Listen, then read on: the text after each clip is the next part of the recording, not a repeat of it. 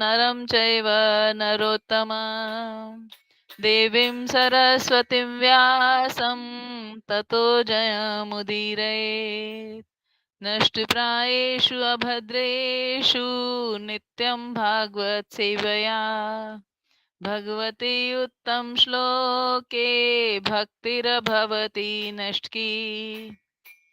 ग्रंथराज श्रीमद् भागवतम की जय।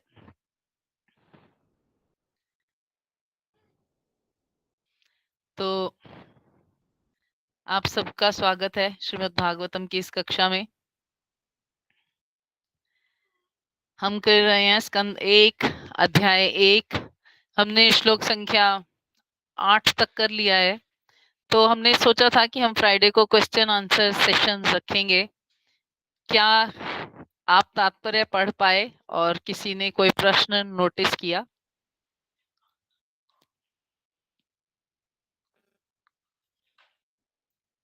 माता जी एक प्रश्न है। जी माता जी भागवत क्या हम कभी भी पढ़ सकते हैं जब भी फ्री हो और ऐसे बेकार के विचार करें या किसी की और बात करें, इससे अच्छा हम अपना भागवत पढ़ लें। यस माता जी, हम भागवतम कभी भी पढ़ सकते हैं। कभी भी मतलब कभी भी, कभी और भी रात मतलब को कभी सोने भी से पहले आप। भी। यस माता जी, श्रील प्रभुपाद ने तो स्पेशल इंस्ट्रक्शन दी है कि आपको सोने से पहले भागवतम जरूर पढ़नी है। इवन अगर कई लोगों को लगता है कि हम पूरी भागवतम नहीं पढ़ सकते या ये वो कुछ भी, तो प्रभुपाद ने क्या किया, 10th कैंटो जो है कृष्ण कथा, उसको उन्होंने एक बुक में, श्री कृष्णा नामक बुक में दिया है, उनके तात्पर्य स्टोरी रीडिंग में। तो उन्होंने बोला है ये जो भी मेरे इस्कॉन को ज्वाइन करता है उसके बेड के ऊपर ये बुक होनी चाहिए, श्री कृष्णा, ताकि वो सोने से पहले 1 या 2 पेज या जितना भी सूट करता है वो पढ़े। तो इसलिए सोने से पहले तो जरूर पढ़नी चाहिए और उठने के बाद भी तुरंत जरूर याद करना चाहिए भगवान को। तो भगवान को याद करने की सर्वोत्तम विधि है भागवतम। तो और इसलिए जी माता जी बेड पर बैठ के पढ़ सकते हैं क्या? जी माता जी पढ़ सकते हैं बिल्कुल।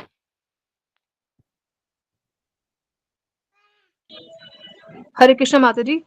माता जी मेरा एक जी क्वेश्चन था कि हम लोग जैसे कोई प्रमाण देते हैं किसी को कि भी ये हमें भागवतम से ये हमने सीखा है, भागवतम में ये ऐसे मेंशन है, तो हमें वो पूरा बताना पड़ेगा कि इस अध्याय का ये श्लोक संख्या है, तो पर्टिकुलर वहीं से ही आंसर है ये वाला। अगर हम बताएंगे तो उसका असर बहुत ज्यादा होता है माता जी। अच्छा, वो मतलब वो मैं साथ साथ लर्न करना पड़ेगा कि हमने यहाँ से हमने लिया है ये वाला रेफरेंस। और ये हमारे लिए बहुत बेनिफिशियल होता है।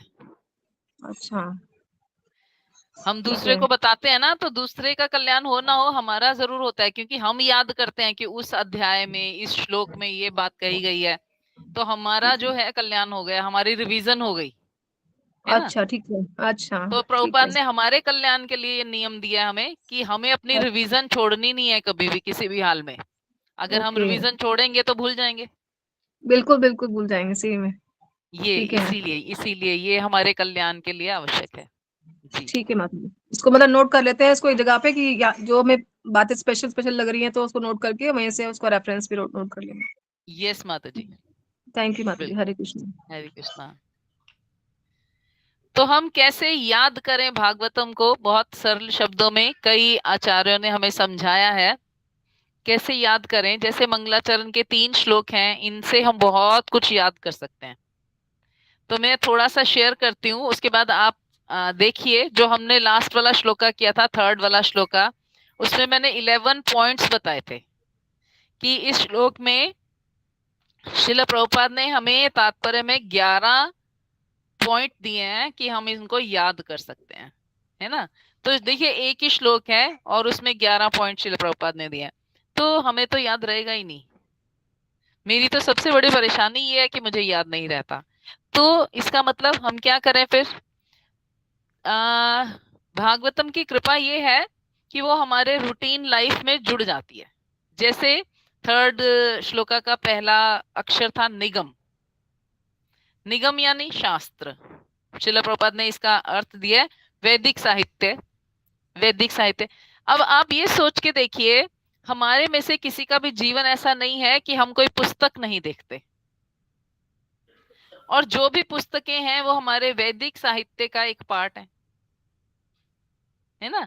क्योंकि वैदिक साहित्य में हर प्रकार का ज्ञान है, राजनीति, सामाजिक, जो रूटीन, अल्फाबेट्स, सब तरह का ज्ञान है, गणित, ज्योतिष शास्त्र। तो हम जो भी पुस्तक देखें, हमें वैदिक साहित्य याद आना चाहिए कि ये पुस्तक क्या है, ये वैदिक साहित्य है, ये उसका एक पार्ट है। तो हम याद कर सकते हैं, निगम कल्पतरोर फलितम गलितम फलम। तो ये जो पहली लाइन है, इसमें 4 शब्द हैं और बहुत सुंदर है, ये हमारे जीवन से जुड़े हुए हैं। पहले निगम हमने किया, हम रूटीन में भागवतम को याद रख सकते हैं कि कोई भी पुस्तक है वो भागवतम का ही एक अंश है। किसी भी तरह की कोई भी पुस्तक आपको दिखती है, वो भागवतम का एक अंश है। तो आप कोई भी पुस्तक देखेंगे, आप ये नहीं सोचेंगे कि ये मेरे बच्चे के स्कूल की कॉपी है या ड्राइंग बुक है या ये है या वो है। हमारा तुरंत ध्यान क्या जाएगा, हमारे लिए सबसे इंपॉर्टेंट पुस्तक है भागवतम, और ये उसका एक पार्ट है। तो आप बुक देखें तो भागवतम को याद करें, है ना। सेकंड, कल्पतरु। हमारी कोई भी इच्छा होती है तो हम कहते हैं ये इच्छा पूरी होनी चाहिए, मैं क्या करूं कि इच्छा पूरी हो जाए। तो याद आएगा कि भागवतम वो कल्पतरु है जिससे हमारी आध्यात्मिक इच्छा पूरी हो जाएगी, सर्वोत्तम सर्वोच्च इच्छा पूरी हो जाएगी। गलितम फलम, पका हुआ परिपक्व फल, परिपक्व यानी पका हुआ, जो पेड़ पे फल गया, पेड़ पे पक गया, वो गलितम। और फल यानी वो स्वादिष्ट रस जो आप अनुभव करना चाहते हो। तो आप सोचिए, फल फल फल से हमारा कितना अच्छा संबंध है। हम रोज फलों को टच करते हैं, भगवान को ऑफर करते हैं, खाते हैं, खिलाते हैं, खरीदते हैं, या किसी को देते हैं, भगवान को ऑफर करते हैं। तो फल से हमारा हमेशा संबंध रहता है। तो हम जब भी फल को देखें तो हम सोचें मेरा फेवरेट फ्रूट कौन सा है, तब एकदम से ध्यान आएगा गलितम फलम, वो जो पका हुआ है, वो जो रसदार फल है ना, गलितम फलम।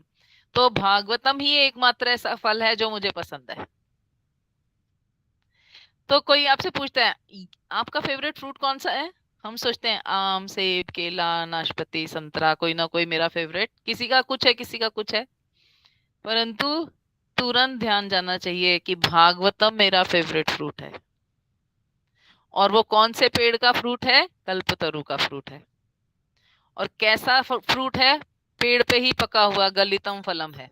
तो पहली लाइन याद करने की सिंपल विधि है, और ये चीजें आपको दिखाई देती रहती हैं। कल्पतरु, कोई भी पेड़ देखेंगे तो आप कल्पतरु को याद कर सकते हैं, निगम कल्पतरु गलितम फलम। एक छोटा सा सेंटेंस है पर आपको याद हो जाएगा, और आप याद कर सकते हो, 113 है ये। और आप इसको अपने रूटीन में, फ्रूट्स में याद कर सकते हो, बुक्स में याद कर सकते हो, पेड़ में याद कर सकते हो। और परिपक्व को हम एक दूसरी तरह से भी याद करते हैं। जैसे किसी के बाल पक जाते हैं तो हम कहते हैं ये जीवन की परिपक्व अवस्था में है, यानी इसको एक्सपीरियंस है, ये अपने जीवन के एक्सपीरियंस को गेन कर चुका है। तो इस प्रकार से क्या हो गया, एक्सपीरियंस से भी हम भागवतम को याद कर सकते हैं। ये भगवान के और भक्तों के आपस के रिलेशन का एक्सपीरियंस है। तो आप देखिए भागवतम हमें कैसे टच कर रही है। बस हम उससे बचे जा रहे हैं क्योंकि हम इस मंगलाचरण को अभी पकड़ नहीं पाए हैं। तो एक लाइन यदि हमें मेमोराइज हो गई, याद हो गई, वो हमारा कल्याण करने में समर्थ है। क्यों? क्योंकि भागवतम का फल ही यही है कि आप भगवान को याद करो, अपने संबंध को भगवान के साथ याद रख सकते हो। तो जैसे जैसे आप वस्तुओं को देखते जाएंगे आपको भगवान याद आते जाएंगे, भागवतम याद आती जाएगी, आपका कल्याण शुरू हो गया निश्चित रूप से। तो इसी तरह से, जैसे ये मेरी डेफिनेशन है कि मैंने इन चीजों को ऐसे जोड़ा, है ना। आपको ढूंढना है कि आप कौन सी चीज रूटीन में यूज करते हो और वो भागवतम के साथ कैसे लिंक होती है। जैसे हम अपने हस्बैंड के साथ बहुत जुड़े हुए हैं, तो हमें लगता है कृष्ण ही एकमात्र पति हैं, भाई बाकी सब तो क्या है, स्त्रियां हैं। तो हमारा जो अटैचमेंट है वो ओरिजिनल पति के साथ है या नहीं है, चेक करना पड़ेगा।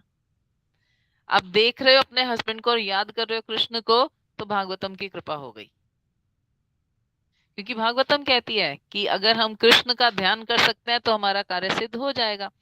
तो कितनी बार हम देखते हैं दिन में अपने हस्बैंड को, और कितनी बार हम याद करते हैं कृष्ण को। आप टच कर सकते हैं, एक चीज के साथ दूसरे का कंपैरिजन करके धीरे धीरे उस चीज को याद रखने का प्रयास कर सकते हैं, है ना। तो ऐसी बहुत सारी चीजें भागवतम में आएंगी और श्रील प्रभुपाद तात्पर्य में हमें उन चीजों के बारे में बताते जाएंगे। इसी श्लोक की दूसरी लाइन है शुक मुखात। तो शुक यानी तोते की एक विशेषता होती है। जैसे हर व्यक्ति की ना कोई विशेषता होती ही है। हम उस विशेषता से या तो उसे प्रेम करते हैं या तो उसे वैर साधते हैं। अगर वो गुण हमें प्रिय लगता है तो हमें वो व्यक्ति प्रिय लगता है, और अगर वो गुण हमें अवगुण लगता है तो हम उसे द्वेष करने लग जाते हैं कि ये इतना खराब काम करता है, ये खराब बोलता है, ये अच्छे से बिहेव नहीं करता। तो वो उसका एक गुण है, परंतु जो हमें अवगुण की तरह दिखाई देता है। तो शुकदेव गोस्वामी का क्या गुण है? शुक मुखात। शुकदेव गोस्वामी का बहुत सुंदर गुण है कि शुक जो होता है ना, तोता होता है, और तोता कभी भी सूखे फल को चोंच नहीं लगाता। शास्त्र क्या कहता है? तोता कभी भी सूखे हुए फल को चोंच नहीं लगाता। तोता हमेशा मीठे फल को, रसदार फल को ही चोंच लगाता है। तो मीठे फल को या रसदार फल को चोंच लगाने का मतलब क्या हुआ कि बिना उस फल को चखे हमें पता चल गया कि तोते ने इसको टच किया है, तो ये रसदार और अच्छे रस वाला फल है ना। इसमें कोई मिलावट नहीं है। आपको पता है, कई बार हमने ये देखा, नोटिस किया कि अमरूद में कीड़े होते हैं, और आजकल ना बिल्कुल वाइट वाइट कीड़े होते हैं जो दिखाई भी नहीं देते नॉर्मल, उससे बहुत ही बारीक सुई के नोक जैसे कीड़े, बारीक बारीक। परंतु यदि उस पे किसी भी पक्षी की चोंच लगी है उस अमरूद पे, तो उसमें कीड़ा नहीं होगा। सोचिए, पक्षियों की जो जानकारी है, यदि तोते ने किसी अमरूद के फल पे चोंच लगाई है तो डेफिनेटली उसमें कीड़ा नहीं होगा। तो ये शुक यानी तोता, है ना। तो शुकदेव गोस्वामी की भी ये क्या है? विशेषता है। क्या विशेषता है? कि इसमें कुछ भी खराबी नहीं है। श्रीमद् भागवतम में कोई भी खराबी नहीं हो सकती। सेकेंड, इसका जो शब्द है अमृत द्रव संयुतम। अमृत, ये शुक के तोते के चखने से एक फल जो होता है वो रसदार तो होता है, परंतु उसका रस कैसा है? मीठा है, खट्टा है। रस तो बड़ी प्रकार के हैं, हमने पढ़ा इसमें 12 प्रकार के रस होते हैं। तो वो रस ना अमृत समान है कि अगर एक बार मिल गया तो जाएगा ही नहीं। एक बार मिल गया तो जाएगा नहीं। संयुतम, उसमें युक्त हो गया है, उसको अलग नहीं किया जा सकता। भागवतम को और रस को अलग नहीं किया जा सकता। तो कौन सा अमृत रस है? प्रेममय रस है। तो प्रेम तो सबको चाहिए।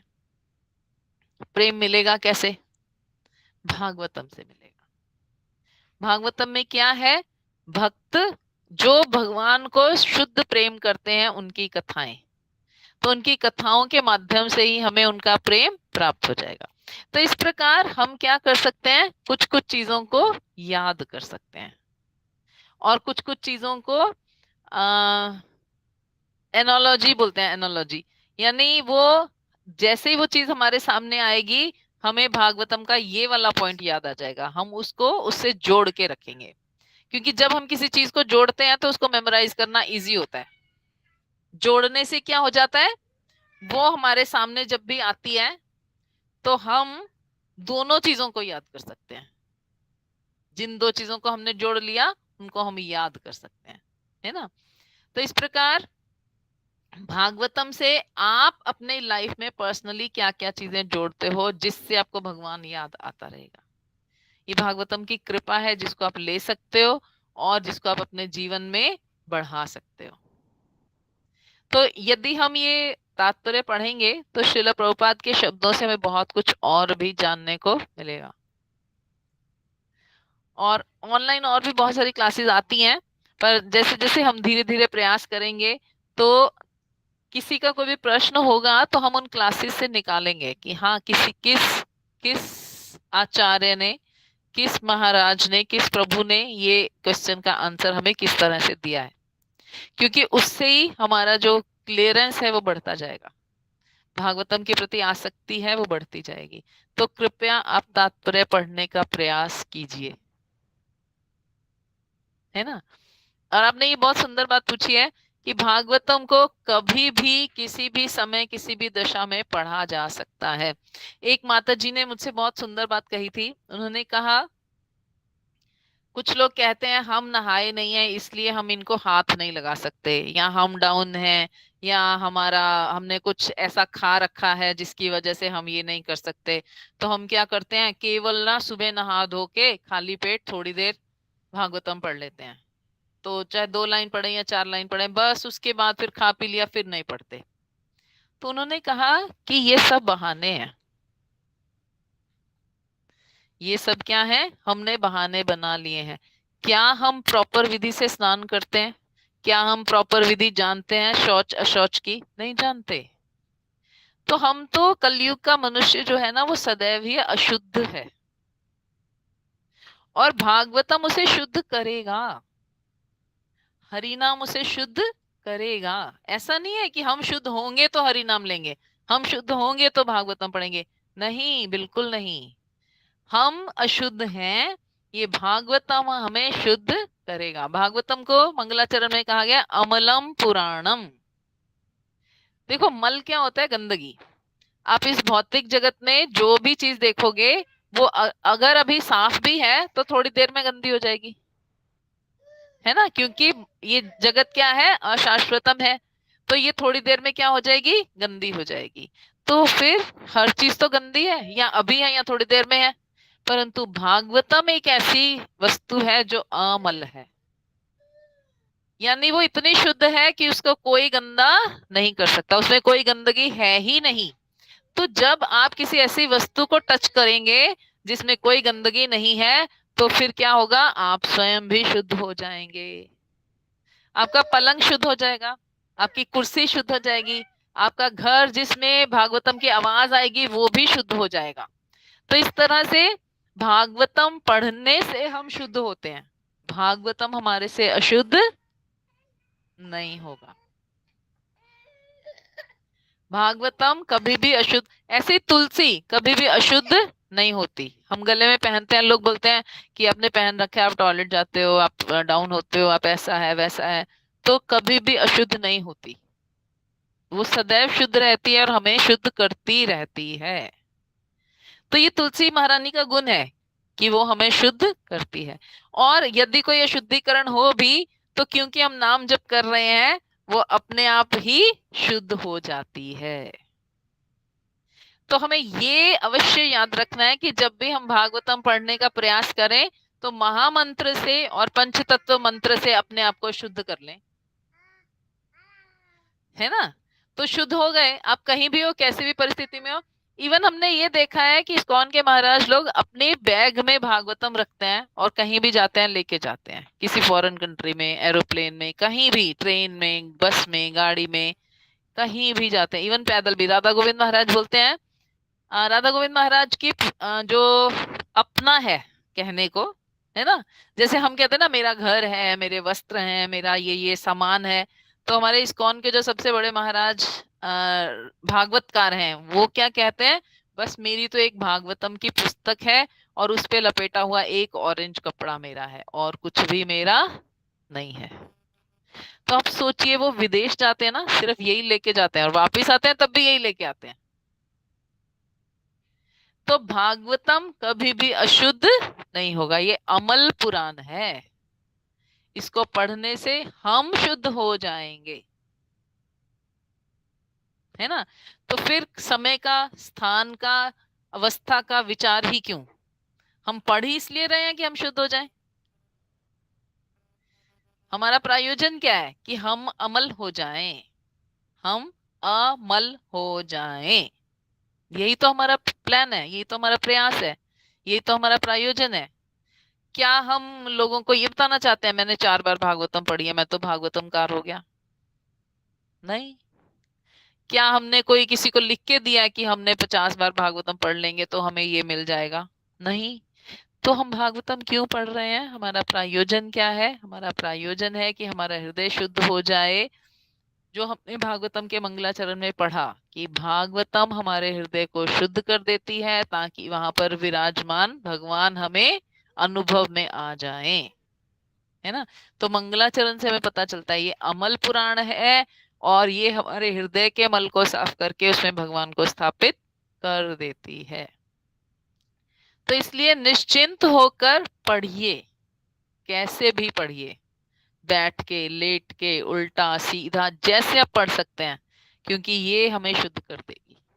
और इसको अपने रूटीन लाइफ की चीजों के साथ जोड़िए, जो आपके घर में दिखाई दे रहा है, जो आपको पसंद है, जो आपको नापसंद है, उनके साथ आप जोड़ते जाएंगे तो वो चीजें ध्यान से हटकर भागवतम ध्यान में आता जाएगा। अभी हमें क्या ध्यान में आता है? खाना ध्यान में आता है। अभी हमें क्या ध्यान में आता है? वस्त्र ध्यान में आता है। अभी हमें क्या ध्यान में आता है? कहीं घूमना फिरना ध्यान में आता है, अपने रिश्तेदार ध्यान में आते हैं। परंतु ये सब धीरे धीरे धीरे धीरे क्या हो जाना चाहिए? भागवत में आ जाना चाहिए। इन सब से हमें भागवतम याद आनी चाहिए, है ना। तो इसलिए भागवतम पढ़ना, तो भागवतम सुन किससे रहे हैं और कह किसको रहे हैं? हमने पिछले श्लोकों में किया। ये जो लास्ट क्लास के 3 श्लोका थे, ऋषि उचुहु, ये जो सूत गोस्वामी हैं उनकी विशेषता बताई गई है ना। तो हम इसका रिवीजन करते हैं। सूत गोस्वामी की क्या क्या विशेषताएं बताई गई हैं?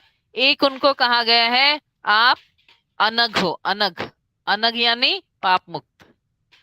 तो 4 प्रकार के पापों से मुक्त होना यानी अनग होना विशेषता है।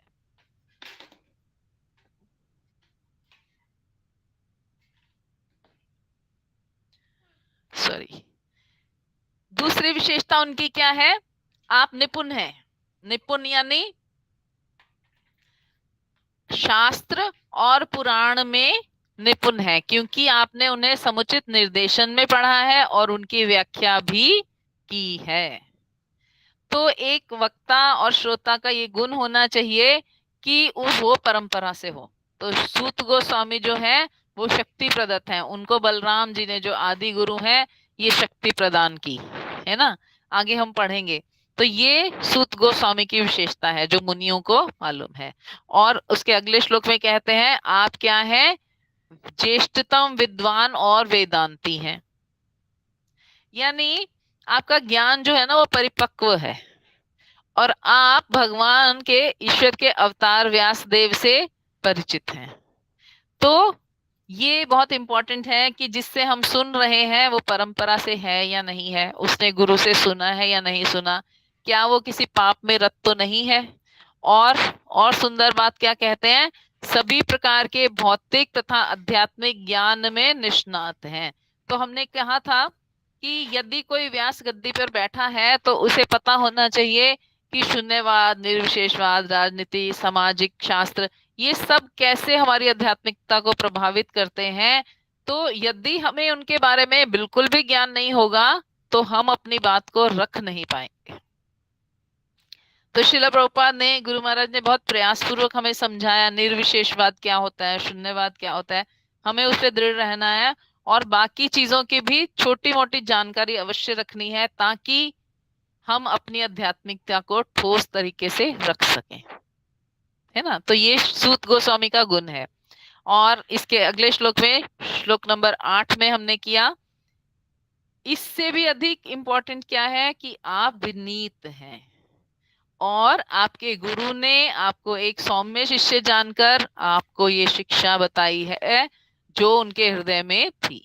आपने सब कुछ वैज्ञानिक ढंग से सीखा है। तो कोई भी ज्ञान प्राप्त करने के लिए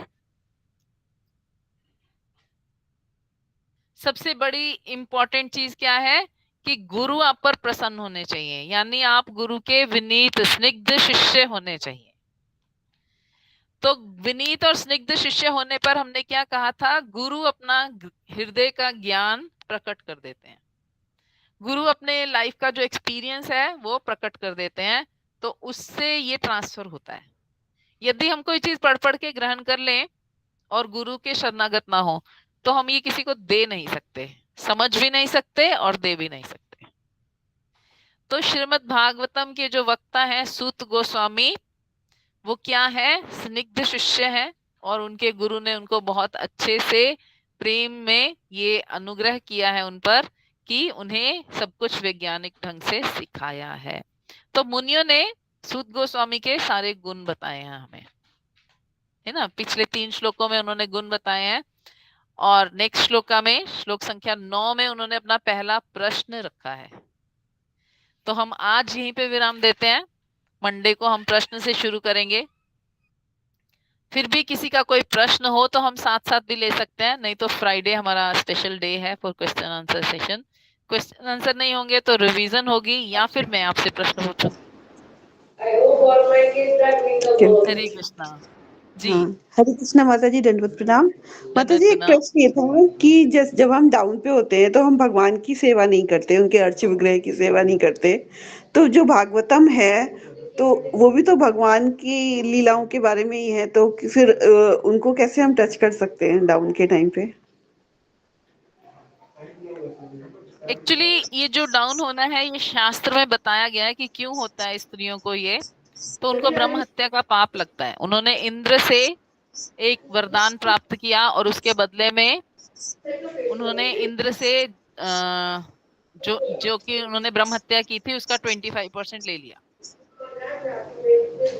ब्रह्म हत्या की वजह से ये हमारे शरीर में ये विकार होता है ना। परंतु जो भागवतम है ना वो आध्यात्मिक वस्तु है, शरीर के विकार से उसका कोई लेना देना नहीं है। अच्छा, ठीक है। परंतु जो अर्चा विग्रह होते हैं, अर्चा विग्रह में और भागवतम में ये फर्क है, ये शब्द रूप है ना। और अर्चा विग्रह क्या होते हैं, धातु रूप होते हैं। शब्द कभी अशुद्ध नहीं होता, वाणी सूक्ष्म है ना, अशुद्ध नहीं होती। और अर्चा विग्रह क्योंकि स्थूल रूप में आ जाते हैं तो अशुद्ध, मतलब उसको हम जब टच करेंगे तो फिर वो भगवान उसका शुद्धिकरण डिमांड करेंगे उसमें रहने के लिए। तो इसलिए अर्चा विग्रह की सेवा को वर्जित रखा गया है, पहली बात। दूसरी बात, एक्चुअली अर्चा विग्रह की सेवा जो है वो उसका स्टैंडर्ड बहुत हाई होता है। ये तो कलयुगी होने की वजह से हमने इसको इतना सिंप्लीफाई करके इतना डाउन स्टैंडर्ड कर दिया है।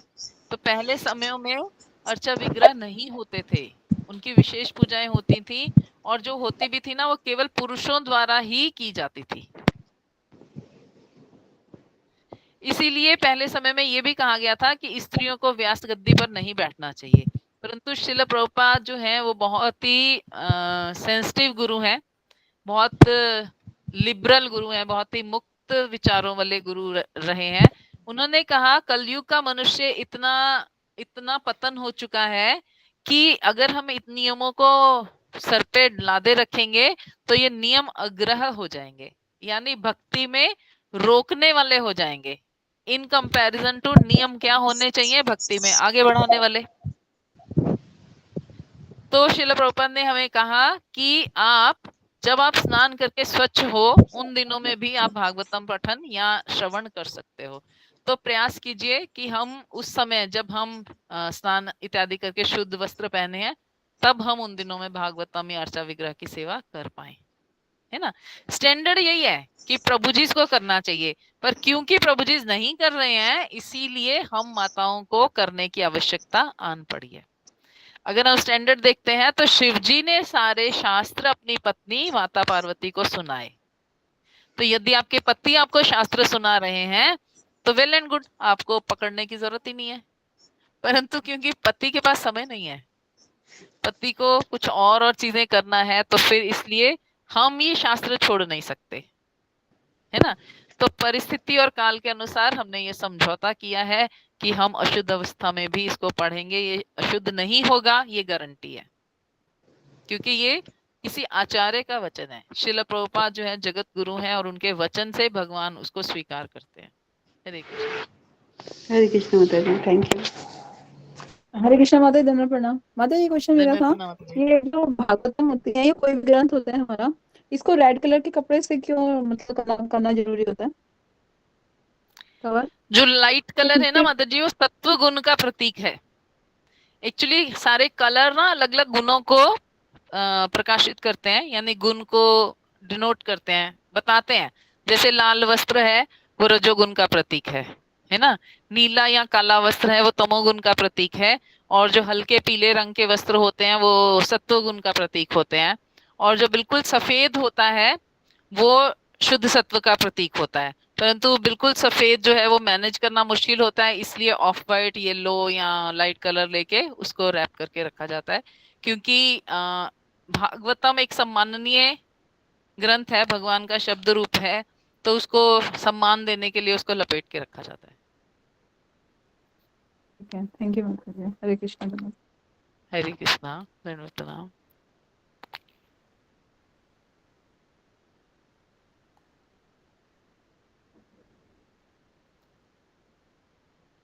तो आप सबका बहुत बहुत धन्यवाद।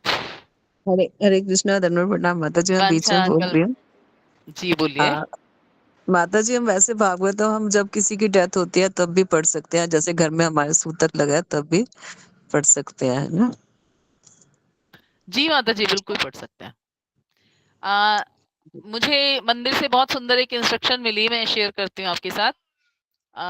लास्ट ईयर जब मेरी डॉटर इन लॉ की डिलीवरी होने वाली थी, तो हम क्योंकि एवरी थर्सडे हम टेंपल में सेवा करने जाते हैं, तो मैंने टेंपल में इन्फॉर्म किया कि क्योंकि मेरे ग्रैंडसन हुआ है, तो मैं मंदिर में सेवा के लिए नहीं आ सकती, सूतक लग गया है। तो उन्होंने बोला, आपका नित्य धर्म क्या है और सेकेंडरी प्राइमरी क्या है और सेकेंडरी क्या है? तो मैंने बोला क्या मतलब? तो बोलते प्राइमरी धर्म है भगवान की सेवा करना, आप उसको नहीं छोड़ सकते। सेकेंडरी चीज को साइड कर सकते हो कि आप उसके लिए कोई हेल्प अगर रख रहे हो, क्या आप सारा कुछ खुद कर रहे हो? मैंने कहा नहीं, हेल्प तो मैंने रखी है। तो उन्होंने बोला अगर आपने हेल्प रखी है तो आप भगवान की सेवा नहीं छोड़ोगे। तो सूतक में भी गुरु महाराज भी कहते हैं, क्योंकि पहले समय में क्या होता था कि खुद ही सब कुछ करना होता था, इसलिए शुद्धिकरण नहीं रहता था। परंतु यदि आप शुद्धिकरण रख सकते हो, तो आपको कोई भी प्राइमरी सेवा छोड़ने की आवश्यकता नहीं है, नित्य धर्म छोड़ने की आवश्यकता नहीं है। ना आपको माला का जप छोड़ना है, ना आपको गायत्री छोड़ना है, ना आपको कोई भी रीडिंग या श्रवण छोड़ना है। बल्कि उन दिनों में जितना हम ज्यादा करेंगे, वो उतना हमें और जो दिवंगत आत्मा है या जो आने वाली आत्मा है उसको बेनिफिट देगा, क्योंकि उसको वैसा संस्कार मिलेगा, उसको वैसा माहौल मिलेगा। तो आत्मा के लेवल पे हम ये कर सकते हैं।